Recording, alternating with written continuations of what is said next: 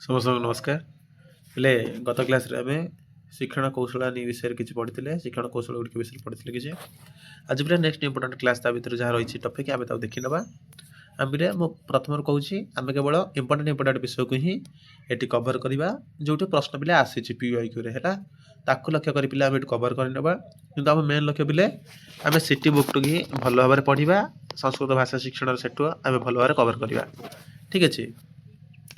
तब चल पे आज हम कौन देखा ना को-करिकुलर एक्टिविटीज ये पे प्रश्न आसूची एलटीआर प्रश्न बनी को-करिकुलर एक्टिविटीज रू है पाठ्य सहग्रामी क्रिया पाठ्य सहग्रामी क्रिया गुड़िक प्रश्न आसूची तेणु ताको भल भाव ध्यान दब कौन कौन सब रही तो पे आम लक्ष्य कर पड़े एसएसबीटीजीटी 2026 आसवाक एसएसबीटीजी लक्ष्य कर आम पे पढ़ुं तो पे या सहित ए क्लास गुड़ी तुम आरएसटी हो कि आमर एसएसडी हो एसएसडी पे बहुत साहाय्य कर आरएसटी रे किछि मात्रा साहाय्य कर ठीक अच्छे कारण एसएसडी पे उदयशंकर जहाँ बही रू ही समस्त प्रकार प्रश्न एथर आसी तेणुक तुम भल भाव देख चल पे डेरी कर विषय को जीवा अधिक आलोचना कर आवश्यकता ना पे आम सहित जोगाजोग मध्यम पे कही दूसरी तुम संस्कृत सौभाग्य पे जाए सर्च मार यदि टेलीग्राम ग्रुप मध्य तुम मिल टेलीग्राम रे पे जाए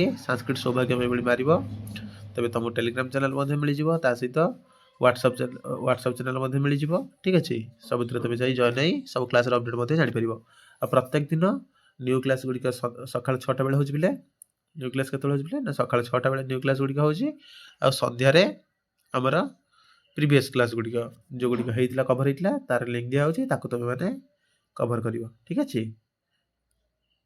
तबे आम जी पे देखिए विषय कौन रही प्रथम आसला बेले पाठ्य भाषात्मक विकास सहायक पाठ्य सहग्रामी क्रिया है भाषात्मक विकास रे सहायक पाठ्य सहग्रामी क्रिया से विषय में पे प्रश्न ये आसूची तेज ताको लक्ष्य करवा देख पे ये मेन मेन बिंदु तुम एक लिखिपर कौन कौन ना वाद विवाद सद्य भाषण प्रतियोगिता अंताक्षरी भाषात्मक क्रीड़ा निबंध लेखन विचार संगोष्ठी कथा लेखनम समस्या पूर्ति ज्ञानम प्रहसनम कथा कथनम प्रदर्शनी ये गुड़िक पे पाठ्य सहग्रामी क्रिया जाऊँगी यार भर प्रश्न आसे है तेज आगु जी पे तार इंग्लीश वर्ड गुड़िक देती पाठ्य सहग्रामी जो पढ़ले कौन कौन पे तार इंग्लीश वर्ड गुड़िक सीधा सीधा लिख सहित इंग्लीश वर्ड गुड़िक लिखी पे मन रख ठीक अच्छे क्रम नहीं देती ठीक तेरे पे पाठ्य सहग्रामी क्रिया कहले कौन ताको देखीदे यार आवश्यकता कौन संस्कृत शिक्षण रुचिकरम सुग्राह्यम आकर्षक कारयितुं दृश्यश्रव्य साधन सह पाठ्य सहग्रामी क्रिया भी महत्वपूर्ण स्थानमस्ति आमे जानिछन्ते गोटे क्लास को इंटरेस्टिंग करने आम कार प्रयोग करता पे दृश्य श्रव्य बा टीएल गुड़िकर उपयोग करता सहित पाठ्य सहग्रामी क्रिया गुड़िकर भूमिका महत्वपूर्ण अटे गोटे अफेक्टिव क्लास करने ठीक अच्छे तेणु आम पाठ्य सहग्रामी क्रिया गुड़िकर उपयोग करी पाठ्य पुस्तकेन सह कक्षा कक्षतः बही संचालितान गतिविधि पाठ्य सहग्रामी क्रिया उच्यते पाठ्य पुस्तक सहित कक्षार बाहर किसी गतिविधि करा जाय थाए ताहाको पाठ्य सहग्रामी क्रिया कौन कह जाए ना पाठ्य सहग्रामी क्रिया कह जाए से आ भी क्रिया भी बालक सर्वांगीण विकास होती ताले पाठ्य सहग्रामी क्रियार आवश्यकता कौन ना पाठ्य सहग्रामी क्रिया सहित गोटे पिलार सर्वांगीण विकास साधन हो पार पे खाली आम नॉलेज देदेले हेनी सहित किसी स्किल देवा पड़ो तेणु से करिकुलर एक्टिविटी सहित को-करिकुलर एक्टिविटीज जमी से पे कौन हम ना पारंगम हम ठीक अच्छे से पाठ्य सहग्रामी क्रियार आवश्यकता रही देख तर पे ये श्लोकटी मूल्य मन रख समझते ना आचार्य आचार्यात् पादम आदत्ते पादम शिष्य समेधया पादम स्वब्रह्मचारीभ्य पादम कालक्रमेण ही एटा पे मन रखिए तुम बेले बेले साहय कर आचार्य बाबू 25% में ज्ञान आहरण करते निजे स्वाध्याय कर 25% आउ पे ब्रह्मचारी गुरुजन मान पाखु 25% पाई आउ बेले बेले कालक्रमे आम आमर अभ्यास द्वारा अनुभव द्वारा ही पाई जाती ठीक अच्छे। तो पाठ्य सहग्रामी क्रिया महत्व यार महत्व कौन पाठ्य सहग्रामी क्रिया गुड़िकर महत्व कौन पे ना क्रिया मानकर महत्व कौन ना शारीरिक विकास सहायक क्रिया प्रथम है पे शारीरिक विकास शारीरिक विकास केमिति हबो ना विभिन्न शारीरिक क्रियाभिः ହିଁ ବାଲକାନାଂ ଶାରୀରିକ ବିକାଶ ହବତି ବିଭିନ୍ନ ପ୍ରକାର କାର୍ଯ୍ୟକ୍ରମ କରାଯିବ ବିଭିନ୍ନ ପ୍ରକାର କ୍ରିୟା କରାଯିବ ଯାହାଦ୍ୱାରା ତାଙ୍କର ଶାରୀରିକ ବିକାଶ ହବ ତା ସହିତ ବୈୟକ୍ତିକ ଏଇଟା ପିଲା ମେନ୍ ମେନ୍ ପଏଣ୍ଟଟା ଖାଲି ମନେ ରଖିବ ହେଲା ମେନ୍ ମେନ୍ ପଏଣ୍ଟ ଗୁଡ଼ିକ ପଏଣ୍ଟ ଆଉଟ୍ କରିବ ତାକୁ ଖାଲି ଟିକେଟା ପଢ଼ିଦେବ ବୈୟକ୍ତିକ ଆବଶ୍ୟକତାନାଂ ପୂର୍ତ୍ତକ ସହାୟକ ହବତି ତାଙ୍କର ନିଜର ଇଣ୍ଡିଭିଜୁଆଲ ନିଡ୍ ଗୁଡ଼ିକ ମଧ୍ୟ ପୂରଣ କରିବା ପାଇଁ ପାଠ୍ୟ ସଂଗ୍ରାମୀ କ୍ରିୟାର ଆବଶ୍ୟକତା ପଡ଼ିଥାଏ ପିଲେ ଠିକ୍ ଅଛି ତା ସହିତ ସାମାଜିକ ଆବଶ୍ୟକତା ପୂର୍ତ୍ତ ସହାୟକ ହବତି ସାମାଜିକ ଆବଶ୍ୟକତାର ପୂର୍ତ୍ତି ମଧ୍ୟ ସହାୟକ ହୋଇଥାଏ କେମିତି ନା ସାମାଜିକ ନିୟମାନାଂ ସଦାଚାରାଞ୍ଚ ସ୍ୱୀକୃତ ଜ୍ଞାନମ୍ ଅଧିଗମେ ବହୁ ସହାୟାନି ଭବନ୍ତି ଯେମିତି ସାମାଜିକର କୌଣସି ନିୟମ ହଉ କୌଣସି ସଦାଚାର ହଉ ତାକୁ ମଧ୍ୟ ସେମାନେ ଗ୍ରହଣ କରିଥାନ୍ତି ସମାଜ ସେବା ହଉ ଏଇଭଳି ବିଷୟ ଗୁଡ଼ିକର ମଧ୍ୟ ତାଙ୍କର ପିଲେ ଜ୍ଞାନ ବଢ଼ିଥାଏ ଆଉ ସେଥିରେ ସେମାନେ ଆକ୍ଟିଭ ହୁଅନ୍ତି ହେଲା ତେଣୁ ସାମାଜିକ ଆବଶ୍ୟକତା ପୂର୍ତ୍ତ ସହାୟକ କ୍ରିୟା ଭବତି ଆଉ କ'ଣ ନା ମନୋବୈଜ୍ଞାନିକ ଆବଶ୍ୟକତା ପୂର୍ତ୍ତ ସହାୟକ କ୍ରିୟା ଭବତି ମନୋବୈଜ୍ଞାନିକ ତାଙ୍କର ପୂର୍ତ୍ତି ପାଇଁ ମଧ୍ୟ ଏ କ'ଣ ହେଇଥାଏ ନା ସହାୟକ ହେଇଥାଏ ପିଲେ ପିଲେ ଟିକେ ମୋର ଏବେ ପାଟି ବସିଯାଇଛି ପିଲେ ତେଣୁ ମୁଁ ଟିକେ ଧୀରେ ଧୀରେ କହୁଛି ତଥାପି ତୁମମାନେ ଆଡ଼ଜଷ୍ଟ କରିବ ବୋଲି ମୋର ଆଶା ଠିକ୍ ଅଛି ଛାତ୍ରେଷୁ କିଶୋର ଅବସ୍ଥାୟାମ୍ ଅତିରିକ୍ତାମ୍ ଶକ୍ତି ଭବତି ଆମେ ଯେତେବେଳେ ଆଡୋଲେସେନ୍ସକୁ ପିଲେ ପ୍ରାପ୍ତ କରନ୍ତି ସେତେବେଳେ ଆମର କିଛି ନା କିଛି ଶକ୍ତିର ବର୍ଦ୍ଧନ ହୋଇଥାଏ आभि क्रियाभिः तेषाम् अतिरिक्त शक्तिः अन्येषु क्रियाकलापेषु स्थियते ଯେମିତି ଫିଜିକାଲ ଗ୍ରୋଥ ହଉ ମେଣ୍ଟାଲ ଗ୍ରୋଥ ହଉ ଏସବୁ ପିଲେ ଦେଖାଯାଏ ପିଲେ ଏହି ସମୟରେ ଅଧିକ ଟିକେ ମଧ୍ୟ ଦେଖାଯାଏ କିଛି କିଛି ତେଣୁ ତାଙ୍କର ଗତିବିଧିରେ ମଧ୍ୟ ଭିନ୍ନତା ଦେଖାଯାଏ ତାଙ୍କର ବ୍ୟକ୍ତିକ ସାମର୍ଥ୍ୟ ମଧ୍ୟ ବୃଦ୍ଧି ପାଇଥାଏ ନୈତିକ ଗୁଣର ବିକାଶ ଏହା ସହିତ ନୈତିକ ଗୁଣମାନଙ୍କର ବିକାଶ ମଧ୍ୟ ହୋଇଥାଏ ଆଉ କ'ଣ ନା ନାଗରିକତା ଏହା ପ୍ରଶିକ୍ଷଣ ନାଗରିକମାନଙ୍କର ପ୍ରଶିକ୍ଷଣ ମଧ୍ୟ ଏଥିରେ ହୋଇଥାଏ ବିଶିଷ୍ଟ ରୁଚି ନା ବିକାଶ ବିଶିଷ୍ଟ ରୁଚି ଗୁଡ଼ିକର ମଧ୍ୟ ତାଙ୍କର ଯେଉଁ ସ୍ପେଶାଲ ଇଣ୍ଟରେଷ୍ଟ ଯେଉଁଗୁଡ଼ିକ ଥାଏ ପିଲେ ତାପରେ ମଧ୍ୟ ତାଙ୍କର କ'ଣ ଇଣ୍ଟରେଷ୍ଟ ବଢ଼େ କାରଣ ତୁମେ ଯେତେବେଳେ ଦେଖ ପିଲେ କିଛି ପିଲା ପାଠରେ ଆଗରେ ଥିବା ବେଳେ କିଛି ପିଲା ଖେଳରେ ଆଗରେ ଥାନ୍ତି ହେଲା ଏ ଖେଳ ଗୁଡ଼ିକ କେଉଁଠି ଆସିଛି କୋ କରିକୁଲାର ଆକ୍ଟିଭିଟିଜରେ ପିଲା ଆସି ହେଉଛି ହେଲା ସେଠୁ ଜଣାପଡ଼ିଯାଏ କିଏ କ୍ରିକେଟରେ ଭଲ ଅଛି କିଏ ପେଣ୍ଟିଂରେ ଭଲ ଅଛି ଏଇଭଳି ପିଲେ ଜଣାପଡ଼ିଯାଏ ତେଣୁ ତାଙ୍କର ବିଶିଷ୍ଟ ରୁଚି ବିଷୟରେ ଜାଣି ହେବ ଆଉ ତାର ବିକାଶ ମଧ୍ୟ କରିବାରେ ସହାୟକ ହେବ ଅବକାଶ କ୍ଷଣାନାମ ସଦୁପଯୋଗ ଏଇଟା ହେଲା ପିଲା ଏଇଟା ପିଓର ମଧ୍ୟ ଆସିଛି ତମେ ଓଷ୍ଟେଡ୍ ଏକ୍ଜାମ ଯଦି ଦେଖିବ ସେଠି ପଚାରିଲା ପାଠ୍ୟ ସଂଗ୍ରାମୀ କ୍ରିୟା ଗୁଡ଼ିକର ଆବଶ୍ୟକତା କ'ଣ ନା ଆର୍ଏସ୍ଟିରେ ମଧ୍ୟ ପଚାରିଛି ହେଲା ଆର୍ଏସ୍ଟିରେ ମଧ୍ୟ ପ୍ରଶ୍ନ ଆସିଛି ନା ଅବକାଶ କ୍ଷଣାନାମ ସଦୁପଯୋଗ ଯେଉଁ ଛୁଟି ସମୟରେ ଯେତେବେଳେ ଅବକାଶ ରହିବ ସେହି ସମୟରେ ତାର ସଦୁପଯୋଗ ସିଏ କରିପାରିବ ହେଲା ସେଥିପାଇଁ ମଧ୍ୟ ଏହାର ଆବଶ୍ୟକତା ରହିଛି ଆଉ କ'ଣ ଅନୁଶାସନ ସ୍ଥାପନ ସହାୟିକା ଅନୁଶାସନ ସ୍ଥାପନ କେମିତି ପିଲା କରିବା ଆମେ ଦେଖିଛେ କ୍ଲାସ ମନିଟର କରାଯାଏ ପିଲାମାନଙ୍କୁ ହେଲା ତାର ନେତୃତ୍ୱ ବିକାଶ ପିଲେ ଅନୁଶାସନ କେମିତି ପିଲାକୁ ଦାୟିତ୍ୱ ଦିଆଯିବ ଆରେ ତୁ ଏଇ କ୍ଲାସଟି ସମ୍ଭାଳିବ ହେଲା କିଏ ପାଟି କଲା ମୋତେ ଆସିକି କହିବୁ ଯାହାଦ୍ୱାରା ତାର ନେତୃତ୍ୱର ବିକାଶ ହେବ ପିଲେ ଅନୁଶାସନ ସ୍ଥାପନରେ ସେ ନେତୃତ୍ୱ ଗଠନ କରିବ ଯାହାଦ୍ୱାରା ତାର ଗୋଟେ ଲିଡରସିପ୍ କୌଶଳ ପିଲେ ବିକାଶ ହେବ ହେଲା ସେଇଟାକୁ ଅନୁଶାସନ ସ୍ଥାପନ ସହାୟିକା ଭବତି ବୋଲି କୁହାଯାଇଛି ପିଲେ ତାପରେ ସଂସ୍କୃତ ଶିକ୍ଷଣ ପାଠ୍ୟ ସଂଗ୍ରାମୀ କ୍ରିୟାଣାମ ଉଦ୍ଦେଶ୍ୟାନି କ'ଣ କ'ଣ ଉଦ୍ଦେଶ୍ୟ ରହିଛି ପ୍ରଥମ ଉଦ୍ଦେଶ୍ୟ ଦେଖ ଛାତ୍ରାଣାମ ଶବ୍ଦକୋଷ ଅଭିବର୍ଦ୍ଧନ ତାର ଶବ୍ଦକୋଷରେ ବୃଦ୍ଧି କରାଇବା ଛାତ୍ରେଷୁ କଳ୍ପନା ତର୍କ ନିରୀକ୍ଷଣ ଶକ୍ତିର ବିକାଶ ଆମେ ଏଇଟା ସବୁ ଯେଉଁଗୁଡ଼ା ପିଲା ତୁମେ ପିଲାଙ୍କଠା ମାନେ ଅଧିକା କରିବା ପାଇଁ ସେଇ ସବୁ ବିଷୟରେ ଏଠି ମଧ୍ୟ କୁହାଯାଇଛି ତାର କଳ୍ପନା ଶକ୍ତି ହେଉ ତାର ତାର୍କିକ ଚିନ୍ତନ ହେଉ ତାର ନିରୀକ୍ଷଣ ଶକ୍ତି ହେଉ ଏହାର ବିକାଶ କରାଇବା ଛାତ୍ରେଷୁ ଆତ୍ମବିଶ୍ୱାସ ଉତ୍ପାଦନ କାରଣ ଦେଖ ପିଲେ ଆମକୁ ଯେତେ ବି ବାହ୍ୟ ଅଭିପ୍ରେରଣ ମିଳୁ ହେଲା ତୁମକୁ ବାହାରୁ ଯେତେ ବି ସପୋର୍ଟ ମିଳୁ ଯେପର୍ଯ୍ୟନ୍ତ ତୁମେ ନିଜକୁ ନିଜ ସଦୃଢ଼ କରିନଥିଲେ ଯେତେବେଳେ ତୁମ ଆତ୍ମବଳର ବୃଦ୍ଧି ହେଇନି ସେ ପର୍ଯ୍ୟନ୍ତ ତୁମେ କୌଣସି କାର୍ଯ୍ୟ ଠିକ୍ ଭାବରେ କରିପାରିବ ନାହିଁ ତେଣୁ ନିଜର ଆତ୍ମବିଶ୍ୱାସ ରହିବା ସବୁଠୁ ଆଗେ ଦରକାର ହଁ ସାର୍ ମୁଁ ଏଇ କାମଟି ପାରିବି ଯଦି ତୁମେ ଭାବିବ କି ହଁ ଏଇ କାମଟି ମୁଁ ପାରିବି ତୁମେ ନିଶ୍ଚୟ ପାରିବ ଯଦି କହିବ ନା ସାର୍ ମୋ ଦ୍ୱାରା ହେବ କି ନାହିଁ ମୁଁ କରିପାରିବି କି ନାହିଁ ମୁଁ ତ ପାରିଲିନି ଏମିତି ଭାବିଲେ ପିଲା ହେଇପାରିବନି ମୁଁ କରିପାରିବି ମାନେ ସାର୍ କରିପାରିବି ହେଲା ତୁମେ ଯେଉଁଟା କରିବା ପାଇଁ ଦୃଢ଼ ସଂକଳ୍ପ ନେବ ନିଜର ଆତ୍ମବିଶ୍ୱାସ ବୃଦ୍ଧି କରିବ ସେଇଟା ନିଶ୍ଚୟ ତୁମ ଦ୍ୱାରା ହେଇପାରିବ ପିଲେ ସେଭଳି ସଂସ୍କୃତ ସାହିତ୍ୟ ପ୍ରତି ରୁଚି ଉତ୍ପାଦନ ଏଇଟା ପିଲେ ଆମେ ଜାଣିଛନ୍ତି ପ୍ରାଥମିକ ରହିବ ଏଇଟା ପିଲା ତୁମେ ପଢ଼ିଲେ ବି ଜାଣିପାରିବ ସାମାନ୍ୟ କଥା ହେଲା ଛାତ୍ରେଷୁ ଅଭିବ୍ୟକ୍ତି କୌଶଳ ବିକାଶ ପିଲା ଯେମିତି ତାର ମତକୁ ତାର ଅଭିବ୍ୟକ୍ତିକୁ ଠିକ୍ ଭାବରେ କରିପାରିବ ପ୍ରକାଶ କରିପାରିବ ମନର ଭାବକୁ ଅନ୍ୟ ଆଗରେ ପ୍ରକଟିତ କରିପାରିବ ସେଥିପାଇଁ କୌଶଳ ବିକାଶ କରିବା ଛାତ୍ରେଷୁ କାବ୍ୟ ପ୍ରେମସ୍ୟ ଭାବନା ଏହା ଜାଗ୍ରତ କାରଣ ସାହିତ୍ୟର କରିବା ସେଭଳିଆ କାବ୍ୟ ନାଟକ ଏ ସମସ୍ତଙ୍କର ମଧ୍ୟ ଭଲ ଭାବେ ତା ମନରେ ଜାଗ୍ରତ କରିବା ନୈତିକ ମୂଲ୍ୟର ସମ୍ବର୍ଦ୍ଧନ କରାଇବା ଆତ୍ମମୂଲ୍ୟାଙ୍କନାୟ ଅବସରମ୍ ଦତ୍ତ୍ୱା ସ୍ୱକୀୟଂ ସ୍କାରମ୍ କର୍ତ୍ତମ୍ ପ୍ରେରଣୀୟ। ଏଠି ପରିଷ୍କାର ହବ ପିଲା କର୍ତ୍ତମ୍ ପ୍ରେରଣୀୟ ମାନେ ତାକୁ ଆମେ ଦବା ସେଲ୍ଫ ଇଭାଲୁଏସନ୍ କରିବା ପାଇଁ ତାକୁ ଆମେ ସ୍ପେସ୍ ଦବା। ସେ ଆତ୍ମମୂଲ୍ୟାଙ୍କନ କରିବ ସେ କେତେ ଦୂର ଠିକ୍ କରୁଛି କେତେ ଦୂର ଭୁଲ କରୁଛି ନିଜକୁ ନିଜ ପ୍ରଶ୍ନ ପଚାରିବ ନିଜେ କେତେ ଦୂର କାମ କଲା ତାର ଆକଳନ ମୂଲ୍ୟାଙ୍କନ ସେ ନିଜେ ନିଜେ କରିବ। ଠିକ୍ ଅଛି। ତାପରେ ଭାଷଣ ଲେଖନ ବାଚନ ଶ୍ରବଣ ପଠନ ଲେଖନ କୌଶଳସ୍ୟ ବିକାଶ ଏଇଭଳି ପିଲେ ଏ ଚତୁର୍ବିଧ କୌଶଳ ମାନଙ୍କର ବିକାଶ ମଧ୍ୟ କରାଇବାର ଉଦ୍ଦେଶ୍ୟ ରହିଛି। ଆଉ କ'ଣ ଛାତ୍ର ଶୁଦ୍ଧ ଉଚ୍ଚାରଣ ପ୍ରେରଣୀୟ ପିଲାମାନେ ଶୁଦ୍ଧ ଉଚ୍ଚାରଣ କରନ୍ତୁ ସେଥିପ୍ରତି ମଧ୍ୟ ଧ୍ୟାନ ଦେବା। ଛାତ୍ରେଷୁ ସୃଜନାତ୍ମକ ଶକ୍ତି ଉନ୍ମେଷ କାରଣ ତାଙ୍କର କ୍ରିଏଟିଭ୍ ନଲେଜକୁ ମଧ୍ୟ ଆମେ ଜାଗ୍ରତ କରାଇବା।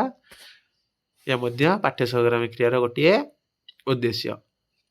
ତାପରେ ଥିଲା ପାଠ୍ୟ ସଂଗ୍ରାମୀ କ୍ରିୟାରେ ଆଉ କିଛି ସହାୟକ ଗତିବିଧି ରହିଛି ପିଲେ ଯେଉଁ ଗତିବିଧି ଦ୍ୱାରା ତାଙ୍କର ପାଠ୍ୟ ସଂଗ୍ରାମୀ କ୍ରିୟାରେ ମଧ୍ୟ ବିକାଶ ହେଇପାରିବ। ଯେମିତି ପିଲେ ବାଦ ବିବାଦ ଯେଉଁଟା ତୁମେ ଡିବେଟ୍ କହୁଛ ତୁମକୁ କିଛି ଗୋଟେ ଟପିକ୍ ଦେଇ ଦିଆଯିବ ତୁମେ ତାପରେ ଡିବେଟ୍ କରିବ ନିଜର ମତକୁ ଉପସ୍ଥାପନ କରିବ। ଏ ଗୋଟିଏ ପକ୍ଷରେ କହିଲା ବେଳକୁ ବି ଗୋଟିଏ ପକ୍ଷରେ କହିବ ହେଲା ସେଇଠୁ ଜଣାପଡ଼ିବ ପିଲାମାନଙ୍କ ମଧ୍ୟରେ କେତେ ନଲେଜ ଅଛି ସେମାନେ କେତେ ଭଲ ଭାବରେ ଗୋଟେ ଟପିକ୍ କହିପାରୁଛନ୍ତି ଉପସ୍ଥାପନ କରିପାରୁଛନ୍ତି କେତେ ତାର୍କିକ ଚିନ୍ତନ ଅଛି। ଠିକ୍ ଅଛି କେତେ ଭାଷା ଜ୍ଞାନ ଅଛି ସମସ୍ତ ପ୍ରକାର କଥା ଏଠି ଜଣାପଡ଼ିଯିବ ବାଦ ବିବାଦରେ। ସେଭଳି ସଦ୍ୟ ଭାଷଣ ପିଲେ ସଦ୍ୟ ଭାଷଣ କହିଲେ ସଙ୍ଗେ ସଙ୍ଗେ ପିଲେ ଡିବେଟ୍ରେ କ'ଣ କରାଯାଏ ଡିବେଟ୍ରେ ଆଗରୁ ତୁମକୁ କିଛି ଟପିକ୍ ଦିଆଯାଇଥାଏ କିନ୍ତୁ ସଦ୍ୟ ଭାଷଣରେ ସଙ୍ଗେ ସଙ୍ଗେ ଗୋଟେ ଟପିକ୍ କହିବ ତୁମେ ସେ ସାଙ୍ଗେ ସାଙ୍ଗେ ସେ ଟପିକ୍ ଉପରେ କହିବ ହେଲା। भाषण में एका कला वर्तते अनेक वक्ताः क्रमबद्धतया सम्बन्धतया च स्वविचारान् प्रकटयितुं सक्षमः भवति तस्य मुख्य अभिव्यक्तिः सशक्ता भवति। ସେଇ କଥା ଏଠି ପିଲେ କହିଛି ତାକୁ ଛାଡ଼ ଏତେ କିଛି ଦେଖିବା ଦରକାର ଏଇଠି ଖାଲି ପଏଣ୍ଟ ଗୁଡ଼ା ଲେଖିବ ପିଲେ ବାଦ ବିବାଦ ସଦ୍ୟ ଭାଷଣ ତାର ପିଲେ ପ୍ରତିଯୋଗିତା କମ୍ପିଟିସନ୍ ବିଭିନ୍ନ ପ୍ରକାର କମ୍ପିଟିସନ୍ ଦରକାର ନୃତ୍ୟ ଗୀତ ଏ ସମସ୍ତ ପ୍ରକାର କମ୍ପିଟିସନ୍ ହେଲେ ପିଲାମାନେ ଜାଣିପାରିବେ କି କିଏ କେଉଁଥିରେ ପାରଙ୍ଗମ ତାର ରୁଚି କେଉଁଥିରେ ଅଛି ତା ପାଖରେ କ'ଣ ସ୍ପେଶାଲ୍ ଅଛି ସେ ସବୁ ପିଲା ଜାଣିପାରିବେ ଆଉ ସେ ତାଙ୍କର କ୍ୟାରିୟରକୁ ମଧ୍ୟ ସେଇ ହିସାବରେ ଗଢ଼ିବା ପାଇଁ ସେମାନେ ଚିନ୍ତା ମଧ୍ୟ କରିପାରିବେ। ଠିକ୍ ଅଛି। ତାପରେ ଅନ୍ତାକ୍ଷରୀ ପିଲେ ଇଏ ହେଲା ଗୋଟେ ପ୍ରାଚୀନ ବିଧି ହେଲା ଅନ୍ତାକ୍ଷରୀ ହଉ ବାଦ ବିବାଦ ହଉ ଏ ପିଲେ ପ୍ରାଚୀନ ଏ ପୂର୍ବ କାଳରୁ ମଧ୍ୟ ଆସୁଛି ପ୍ରାଚୀନ ଆଧୁନିକ ଏମିତି ବି ମଧ୍ୟ ପଚାରି ଦିଏ। ଅନ୍ତାକ୍ଷରୀ ଏ ପ୍ରାଚୀନ କାଳରୁ ମଧ୍ୟ ଆସୁଛି ପିଲେ ସେଠି ତୁମର କୌଣସି ଶ୍ଲୋକ ହଉ କୌଣସି ଶ୍ଲୋକ ଖଣ୍ଡ ଏମିତି କୁହାଯିବ ଶେଷ ଅକ୍ଷର ଯେଉଁ ଅକ୍ଷର ଥିବ ତାର ବିପରୀତ ଯିଏ ବିପକ୍ଷରେ ଥିବ ସେ ସେଇଠୁ ହିଁ ଆରମ୍ଭ କରିବ କିଛି ଶ୍ଲୋକ ହେଲା ଯେଉଁଭଳି ଆମେ ଅନ୍ତାକ୍ଷରୀ ଖେଳନ୍ତି ପିଲେ ଗୀତ ଗାଇ। ଭାଷାତ୍ମକ କ୍ରୀଡ଼ା କ'ଣ ଭାଷାତ୍ମକ କ୍ରୀଡ଼ା ସେଭଳି ପିଲେ ତୁମେ କିଛି ଶବ୍ଦ କହିବ ସେମାନେ ବି କିଛି ଶବ୍ଦ କହିବେ ଯେଉଁଟାକୁ ଲାଙ୍ଗୁଏଜ୍ ଗେମ୍ କୁହାଯାଉଛି ହେଲା ବାର୍ତ୍ତା ତୁମେ ଗୋଟେ ଶବ୍ଦ କହିଦେଲ ଶେଷ ବର୍ଣ୍ଣକୁ ନେଇ ସେମାନେ ଗୋଟେ ଶବ୍ଦ କହିବେ। ଠିକ୍ ଅଛି ଏଇଟା ଭାଷା କ୍ରୀଡ଼ାରେ ଏଇଭଳିଆ ପିଲେ। ତାପରେ ପିଲେ ନିବନ୍ଧ ଲେଖନଟା ପିଲେ ଗୋଟେ ବ୍ରଡ୍ ଏରିଆକୁ ଦର୍ଶାଏ। କେମିତି ବ୍ରଡ୍ ଏରିଆକୁ ଦର୍ଶାଏ ପିଲେ ଯେଉଁଠି ନିବନ୍ଧ ଲେଖନରେ ପିଲେ ଜଣାପଡ଼ିଯିବ ହେଲା ତୁମର ନଲେଜ କେମିତି ଅଛି ତୁମର ଭାଷା ଜ୍ଞାନ କେତେ ଅଛି ତୁମେ କେତେ ଶୁଦ୍ଧ ଭାବରେ ଲେଖିପାରୁଛ ତୁମର କ୍ରିଏଟିଭ୍ ଥିଙ୍କିଂ କେତେ ଅଛି ଏ ସମସ୍ତ ପ୍ରକାର ଆକଳନ ପିଲେ ଏ ନିବନ୍ଧ ଲେଖନରେ କରିହେବ ହେଲା। ଏଠି ଓପନ୍ ଏଣ୍ଡେଡ୍ କ୍ୱେଶ୍ଚିନ୍ ମଧ୍ୟ ଏଇ ଏସେ ରାଇଟିଂରେ ଆସେ ପିଲେ ହେଲା ଓପନ୍ ଏଣ୍ଡେଡ୍ କ୍ୱେଶ୍ଚିନ୍ ଏଠି ତୁମକୁ ସ୍ୱାଧୀନ ଭାବରେ ତୁମର ମତକୁ ପୋଷଣ କରିବ କେମିତି ତୁମର ଚିନ୍ତାଧାରା କେମିତି ସମସ୍ତ ପ୍ରକାର ଆସ୍ପେକ୍ଟକୁ ଏଠି ଆକଳନ କରିହେବ ପିଲେ ନିବନ୍ଧ ଲେଖନରେ ହେଲା। ଏଠି ତୁମକୁ ଗୋଟେ ଟପିକ୍ ଦିଆହେବ ତୁମେ ତାରି ଉପରେ ଲେଖିବ। ବିଚାର ସଂଗୋଷ୍ଠୀ ପିଲେ ସେମିନାର ମଧ୍ୟ ସେଭଳି ଆମକୁ ଟପିକ୍ ଦିଆଯିବ ଛାତ୍ରମାନଙ୍କ ଭିତରେ ତର୍କ ଶକ୍ତି ବାଚନ ଶକ୍ତି ବିକାଶ ପାଇଁ ବିଦ୍ୟାଳୟରେ ଏସବୁ ଆୟୋଜନ କରାଯାଏ। ବିଦ୍ୟାଳୟ ମହାବିଦ୍ୟାଳୟ ସବୁଥିରେ ପିଲେ ତୁମେ ଜାଣିଥିବ ସେମିନାର ମଧ୍ୟ ଯେଉଁମାନେ ବିଡ୍ରେ ଥିବେ ସେମାନଙ୍କର ମଧ୍ୟ ଏବେ ସେମିନାର ମଧ୍ୟ କରାହେଉଥିବ ହେଲା। ତାପରେ ପିଲେ କଥା ଲେଖନ ଷ୍ଟୋରି ରାଇଟିଂ ହେଲା ଆମେ ଖାଲି ଗୋଟେ ନିବନ୍ଧ ଲେଖିଦେଲେ ହେବନି ପିଲେ ଷ୍ଟୋରି ରାଇଟିଂ ଦେଖିଲେ ଆହୁରି ଜଣାପଡ଼ିବ ତୁମେ କେତେ ସୁନ୍ଦର ଭାବେ ଲେଖୁଛ। ଶ୍ରବଣ କୌଶଳସ୍ୟ ବିକାଶାୟ ଅଧ୍ୟାପକः କଥା ଶ୍ରାବୟେତ୍ ଇତି ମହତ୍ତ୍ୱପୂର୍ଣ୍ଣମ୍ अस्ति। ଏମିତି ଖାଲି କଥା ଲେଖନ ଏମିତି ବି ହେବ ପିଲେ ଶିକ୍ଷକ ତୁମକୁ କଥା ଶୁଣାଇବେ ସେମିତି ତୁମ ଶ୍ରବଣ କୌଶଳ ବିକାଶ ମଧ୍ୟ ହେଇପାରିବ ଆଉ ତୁମେ ମଧ୍ୟ କଥା ଲେଖି ତାର କଥା ମଧ୍ୟ କହି ତୁମର ବାଚନ କୌଶଳର ହଉ ଆଉ ତୁମର କ୍ରିଏଟିଭ୍ ଥିଙ୍କିଂର ମଧ୍ୟ ବିକାଶ ହେଇପାରିବ ହେଲା କଥା ଲେଖନରେ। ସମସ୍ୟା ପୂର୍ତ୍ତି ଏ ସମସ୍ୟା ପୂର୍ତ୍ତି ପିଲେ ଏଥିରେ LTR ମଧ୍ୟ ଅପସନ୍ରେ ଥିଲା ହେଲା। ସମସ୍ୟା ପୂର୍ତ୍ତି କହିଲେ କ'ଣ ପିଲେ ସମସ୍ୟା ପୂର୍ତ୍ତି ପିଲେ ତୁମକୁ ଗୋଟେ ଅସଜଡ଼ା ପଦ୍ୟ ଦେଇ ଦିଆହେବ ନହେଲେ ଅସଜଡ଼ା ଗୋଟେ ବାକ୍ୟ ଦେଇ ଦିଆହେବ ଗୋଟେ କଣ୍ଡିସନ୍ ଦେଇ ଦିଆହେବ ହେଲା। ସେଇ କଣ୍ଡିସନ୍କୁ ନେଇକି ତୁମକୁ ଗୋଟେ ଶ୍ଲୋକ ରଚନା କରିବାକୁ ପଡ଼ିବ ହେଲା ତୁମକୁ ଗୋଟେ ଶ୍ଲୋକ ରଚନା କରିଦିଆହେବ ତୁମକୁ ଏଇନାକେ ମହାଭାରତର କୌଣସି ଗୋଟିଏ ଘଟଣାକୁ ନେଇ ଗୋଟିଏ ବାକ୍ୟ ତୁମକୁ କହିଦିଆହେବ ତୁମେ ଏଇ ଛନ୍ଦରେ କିମ୍ବା ଏଇ ବାକ୍ୟଟିକୁ ନେଇକି ତୁମେ ଗୋଟିଏ ଶ୍ଲୋକ ନିର୍ମାଣ କର ତୁମେ ସେଇଟାକୁ ନେଇ ଗୋଟେ ଶ୍ଲୋକ ନିର୍ମାଣ କର ସେଇଟା ପିଲା କ'ଣ କୁହାଯାଏ ଏଇଟା ସମସ୍ୟା ପୂର୍ତ୍ତି ଗୋଟେ ସମସ୍ୟା ସେଇ ଯେଉଁ ଶ୍ଲୋକଟି ଦିଆହେଇଥିବ ପିଲେ ଯେଉଁ ବାକ୍ୟ ଖଣ୍ଡଟି ଦିଆହେଇଥିବ ଏଠି ଗୋଟେ ସମସ୍ୟା ଆକାରରେ ଦିଆହେଇଥିବ ତୁମେ ସେଇ ସମସ୍ୟାକୁ ସମାଧାନ କରିବ ସମସ୍ୟା ସମାଧାନ କରିସାରିଲା ପରେ ତାପରେ ପିଲେ ଗୋଟେ ଶ୍ଲୋକ ରଚନା କରିବ ହେଲା। ତାର ହେଲା ଗାନମ୍ କହିଲେ ପିଲା ତୁମେ ଜାଣିଛ ଗୀତ ଗାଇବା छात्राः नृत्यसङ्गीतमाध्यमेन लोकसंस्कृतेः लोकगीतानां लोकनृत्यानां ज्ञानं प्राप्नुवन्ति। ଆମର କେତେ ପ୍ରକାର କ୍ଲାସିକାଲ ଡ୍ୟାନ୍ସ ଅଛି, ସବୁ ପ୍ରକାର କ୍ଲାସିକାଲ ଡ୍ୟାନ୍ସ ବିଷୟରେ ସେମାନେ ଜାଣିବେ, ଗୀତ ଗାଇବେ, କ୍ଲାସିକ ଫୋକ୍ ଡ୍ୟାନ୍ସ ଅଛି, ଆଉ ସେଭଳିଆ ଆମର ଫୋକ୍ ସଙ୍ଗ ଅଛି, ସବୁ ବିଷୟରେ ପିଲା ଜାଣିବେ। ସେମାନେ ନୃତ୍ୟ ହଉ, ଗୀତ ହଉ, ବାଦ୍ୟ ହଉ, ତା ବିଷୟରେ ମାନେ ଜାଣିବେ ଆଉ ତା ପ୍ରତି ମଧ୍ୟ ଆକୃଷ୍ଟ ହେବେ। ସେଠି ପ୍ରହସନ ପିଲେ ଜୋକ୍ସ, ପ୍ରହେଳିକା ମଧ୍ୟ ୟାର ଅଣ୍ଡରରେ ଆସିଯାଉଛି ହେଲା। ଏଇ ପ୍ରହସନ ଅଣ୍ଡରରେ ପ୍ରହେଳିକା ଗୁଡ଼ିକ ମଧ୍ୟ ଆସିଯାଉଛି। ତେବେ ଏଇଭଳି ପିଲେ ଏ କିଛି କିଛି ଅଛି ସବୁ। ତାର କଥାକଥନ ପିଲେ ଷ୍ଟୋରି ଟେଲିଂ, ଏଠି ତୁମର ଉପସ୍ଥାପନ ଶୈଳୀ, ତୁମର ଭାଷଣ କୌଶଳର ମଧ୍ୟ ବିକାଶ ହେଇପାରିବ। ପ୍ରଦର୍ଶନ ପିଲେ ଏକ୍ଜିବିସନ୍, ଯେଉଁ ଆମେ ଯାଉଛନ୍ତି ସାଇନ୍ସ ଏକ୍ଜିବିସନ୍ ସବୁ ପ୍ରାୟ ଅଧିକ ଏବେ ଆୟୋଜନ କରାଯାଉଛି, ଯେଉଁଠି ତୁମେ ମଡ଼େଲ ନେଇକି ଯିବ ଆଉ ସେ ମଡ଼େଲ ବିଷୟରେ ତୁମେ ଏକ୍ସପ୍ଲେନ୍ କରିବ ହେଲା, ଯାହାଦ୍ୱାରା ତୁମର ସର୍ଜନାତ୍ମକ ଶକ୍ତିର ମଧ୍ୟ ବିକାଶ ଘଟିବ। ଠିକ୍ ଅଛି। ଆଉ କ'ଣ ପିଲେ ନା କ୍ୟୁଜ୍ ପ୍ରତିଯୋଗିତା, କ୍ୟୁଜ୍ ପ୍ରତିଯୋଗିତା ତୁମ ସାଧାରଣ ଜ୍ଞାନର ଆକଳନ କରାଯିବ ହେଲା କ୍ୟୁଜ୍ରେ। ତାପରେ ବିଦ୍ୟାଳୟ ପତ୍ରିକାରେ ମ୍ୟାଗାଜିନ୍ରେ ତୁମକୁ ଦିଆଯିବ ଗୋଟେ ବିଷୟ, ତୁମେ ସମସ୍ତେ ଯେଉଁମାନେ ବିଡ଼ିରେ ଥିବେ ସେମାନେ ମଧ୍ୟ ଦେଉଥିବେ ହେଲା। CUSUରେ ଯେଉଁମାନେ ବିଡ଼ି କରୁଥିବେ ତାଙ୍କୁ ଶିକ୍ଷାଧାରାରେ ପିଲେ ମାଗୁଥିବେ ହେଲା, ଶିକ୍ଷାଧାରାରେ ସବୁ ମାଗନ୍ତି। ତେବେ ବିଦ୍ୟାଳୟ ପତ୍ରିକା ପିଲେ, ବିଦ୍ୟାଳୟ ପତ୍ରିକାରେ କ'ଣ ପିଲେ ସ୍କୁଲ ମ୍ୟାଗାଜିନ୍, ସେଠି ତୁମକୁ ଗୋଟେ କୁହାଯିବ ତୁମେ ଗୋଟେ ନିଜ ହିସାବରେ ଗୋଟେ ଟପିକ୍ ଲେଖ, ତୁମର ନାଁରେ ସେଇଟା ବାହାରିବ ସ୍କୁଲ ମ୍ୟାଗାଜିନ୍ରେ। ଯେ ଭଲ ଲେଖିଥିବ ତାର ଫ୍ରଣ୍ଟ ପେଜ୍ରେ ଆଗ ଆଡ଼ୁ ବାହାରିବ ପିଲେ ହେଲା। ସ୍କୁଲ ମ୍ୟାଗାଜିନ୍ରେ ତୁମର ଗୋଟେ ଲେଖା ବାହାରିବ, ସେଥିପାଇଁ ସମସ୍ତଙ୍କୁ କୁହାଯାଏ। ପ୍ରହେଳିକା ମଧ୍ୟ, ଏଠି ପ୍ରହେଳିକା କୋଠାର୍ଥ ପିଲେ। ପ୍ରହେଳିକାରେ କ'ଣ ହେଇଥିବ, ଅସଜଡ଼ା ଏମିତି ଗୋଟେ ଶ୍ଲୋକ ଦିଆ ହେଇଥିବ, ଯେଉଁ ଶ୍ଲୋକଟି ତୁମେ ପଢ଼ି ଅଲଗା ଅର୍ଥ ବୁଝୁଥିବ କିନ୍ତୁ ତା ଗୁଢ଼ାର୍ଥ ଅନ୍ୟ କିଛି ହେଇଥିବ ହେଲା। ଏ ଯେଉଁ ଦେଇଛି ଏଠି ପିଲେ, ଅପାଦ ଦୂରଗାମୀଚ ସାକ୍ଷର ନଚ ପଣ୍ଡିତ ଆମକଃ ସ୍ଫୁଟବକ୍ତା ଚ ୟୋ ଜାନାତି ସ ପଣ୍ଡିତ, ଏଇଭଳି ପିଲେ ଦେଇଥିବ। ତୁମେ ନବମ ଦଶମ ଶ୍ରେଣୀରେ ମଧ୍ୟ ପଢ଼ିଥିବ। ଏଇଭଳି କିଛି ପିଲେ ଥିଲା କୋ କରିକୁଲାର ଆକ୍ଟିଭିଟିଜ୍। ଆମେ ନେକ୍ସଟ କ୍ଲାସ୍ରେ ପିଲେ ଆମର ଏଠି ପିଲେ କିଛି ସିଦ୍ଧାନ୍ତ ମଧ୍ୟ ଅଛି। ସିଦ୍ଧାନ୍ତ ଗୁଡ଼ିକ ପିଲେ ଖାଲି ସେ ସିଦ୍ଧାନ୍ତ ନାଁ ଗୁଡ଼ିକ ପିଲେ ଖାଲି ମନେ ରଖିଦେବ। ଏଠି ଆଉ କିଛି ଅଧିକା ପଢ଼ିବାର ଆବଶ୍ୟକତା ନାହିଁ। ଯେଉଁ ସିଦ୍ଧାନ୍ତ ଗୁଡ଼ିକ ଦେଲା, ଭାଷା ଶିକ୍ଷଣ ସେ ସାମାନ୍ୟ ସିଦ୍ଧାନ୍ତ ଶିକ୍ଷଣ ସୂତ୍ରାଣିଚ, ତୁମେ ଏଇ ସିଦ୍ଧାନ୍ତ ଗୁଡ଼ିକ ମନେ ରଖିଦେବ। ଯେମିତି ଯେଉଁ ସିଦ୍ଧାନ୍ତ ଦେଇଦେବ ପିଲେ, ଏଇ ପ୍ରକୃତ ଏଇ ସିଦ୍ଧାନ୍ତ ଗୁଡ଼ିକ ବାସ୍ ଏତିକି ଖାଲି ମନେ ରଖିବ ହେଲା।